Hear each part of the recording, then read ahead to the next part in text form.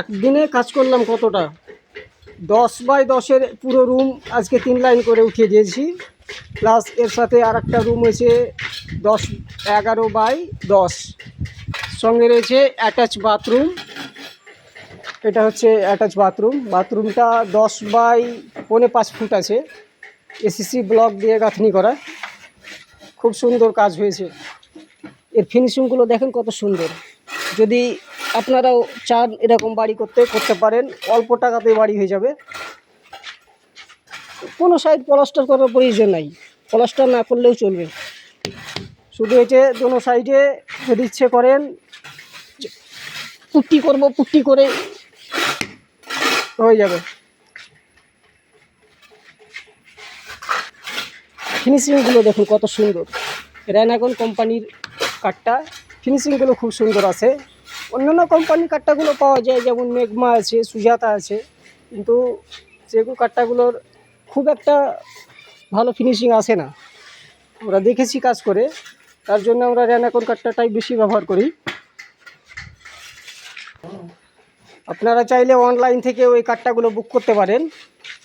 অনলাইনে বুক করতে গেলে একটা আপনাদেরকে কাজ করতে হবে, যে সম্পূর্ণ পেমেন্ট দিতে হবে। সম্পূর্ণ পেমেন্ট না দিলে মালগুলো আসবে না। এখানে দরজার ফ্রেম বসিয়েছি 90x210 আছে, হাইটটা হচ্ছে 210, এর চওড়াটা হচ্ছে 90। আর একটা আছে, এটাও সেম আছে। এই গ্যাপগুলো আছে, এই গ্যাপগুলোর দোনো সাইডে আমরা ঢালাই করে দেব।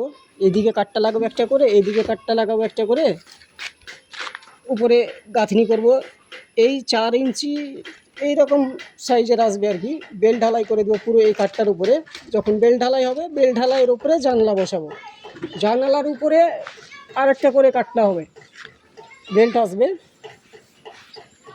10 ফুট হাইট আছে এটার। রেনাকন, এটা হচ্ছে আমাদের কোম্পানির লোগো। কোম্পানির ফিনিশিংগুলো দেখেছেন, কাঠটাগুলো কত সুন্দর। এক একটা কাঠটার কেরালায় দাম নিচ্ছে 96 টাকা, ইউনিয়ন চার্জ নিয়ে, মানে 93 টাকা একটা কাঠটার দাম। 3 টাকা এক্সট্রা নেওয়া হয় কুলি চার্জ, যেটা ইউনিয়নেরা এখানে মালটা নামিয়ে দিবে আপনাকে, তার জন্য 3 টাকা এক্সট্রা চার্জ নেওয়া হয়। কাঠটা কাটিং করার জন্য এই কাটার মেশিনটা ব্যবহার করা হয়। কোনো মশলা লাগবে না, এতে পেস্ট দিলেই হবে। পেস্ট দিয়ে আপনারা এগুলো করতে পারেন। পেস্টগুলো খুব সস্তা পাওয়া যায়, 640 টাকা নিবে এক বস্তার, 40 কেজি ওজন থাকবে। আমরা যেটা ব্যবহার, এটা হচ্ছে এশিয়ান পেন্ট, এশিয়ানের পেস্ট আছে। পেস্টটা খুব সুন্দর, ফিনিশিংও ভালো আসে। এই দেখুন,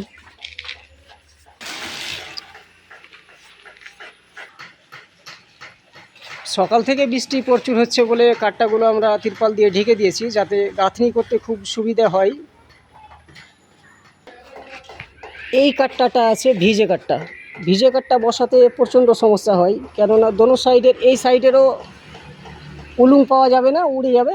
এই সাইডের উলুংটা থাকবে না আর কি, দোনো সাইডেরই উলুংটা চলে যাবে। তার জন্য শুকনো কাঠটা ব্যবহার করা সবচাইতে ভালো। ফিনিশিংটা এত সুন্দর আছে বল, একবার বসাতে গেলেই একেবারেই লেভেল চলে আসবে। কাঠটার লেভেল দেখছেন কত সুন্দর।